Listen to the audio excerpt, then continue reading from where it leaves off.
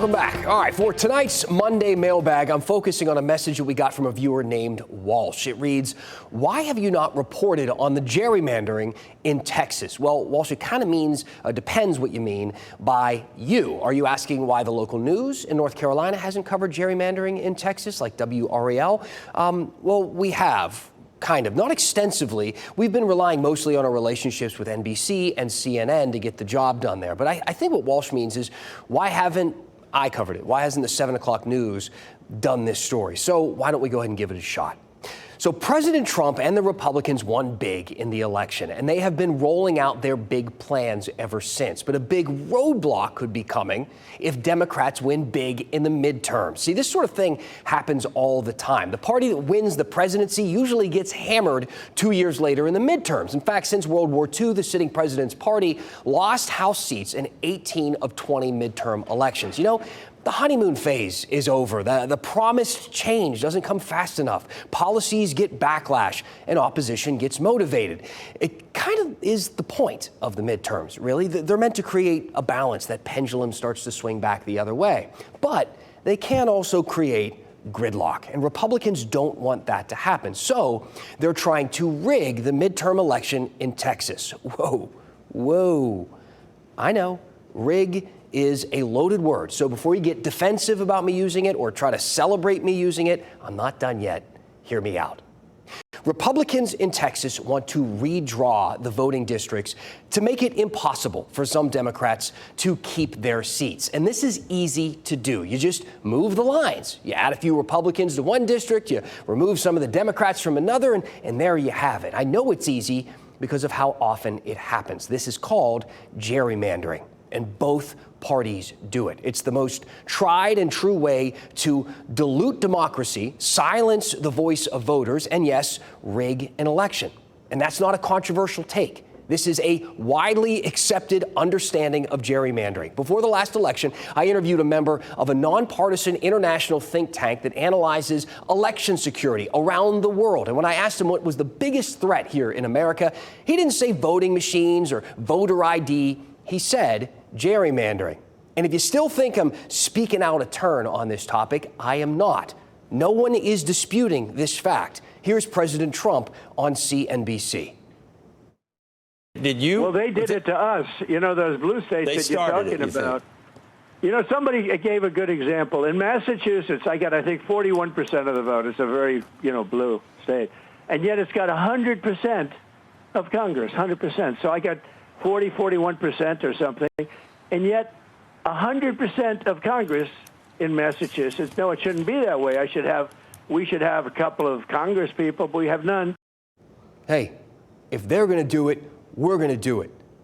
And almost all of them do it, just some more blatantly than others. The Gerrymandering Project out of Princeton gives report cards for fairness to district maps around the country. Some states do have pretty good grades, not a ton. Michigan does. They use a nonpartisan citizen-led committee to fairly, or at least try to as fairly as possible, redraw those maps in a nonpartisan way, and they got graded an A. Other states, like North Carolina, got an F. You see, our state lets the party in power draw the maps, and the results can be ridiculous. I mean, I laugh when I look at how they redrew District 13 in North Carolina, literally zigzagging around all of the Democrats into the shape of a demonic Pac-Man. I mean, they could not be more obvious, and it worked. All right, that was a district that had elected a Democrat, and one that now a Democrat won't even run in because winning is statistically impossible. Now, I'm not picking on Republicans here. I used to live in Oregon. It is run by Democrats. And look at their map. They take all of the Republicans in the rural part of the state and they use it to create one giant district. You get one there, Republicans, that's it. They give them that one seat and then they draw them out of all of the other districts, keeping the power in the hands of the Democrats. They do this on purpose, and Oregon got a D for it. Like I said, blue states do this, red states do this. And it doesn't matter when you do this. It could be after a census or on a random Tuesday. Gerrymandering is objectively bad for democracy. And now California has entered the chat. Governor Gavin Newsom says if Texas redistricts, we're going to do it too, or at least we're going to try, and then we're going to rig our state, just like Texas is rigging theirs. This is really where we are at. This is where we're at right now. Our country is being run by people who justify doing things they know are bad for democracy by saying, well, they started it. This is literally the go-to tactic of my 8-year-old sons when I catch them punching each other. Except in this case, no one's getting in trouble. And I don't know what is worse, that Republicans in Texas aren't even pretending to be impartial. I mean, they are doing this for an advantage in the midterms. That's it, plain and simple. And they're being clear about that. Or that Gavin Newsom is trying to scare California into giving up the independent redistricting panel that they have used for 15 years so that they can then do the exact same thing that Texas is doing. And he's being clear about that too. And you might say, Dan, gerrymandering's been around for a long time. But let me tell you something about how it's done today, because a lot has changed since it was first used in 1812. These parties, they're not relying on registration records anymore. They have detailed data about who you are and what you think. Even if you're unaffiliated, it doesn't matter.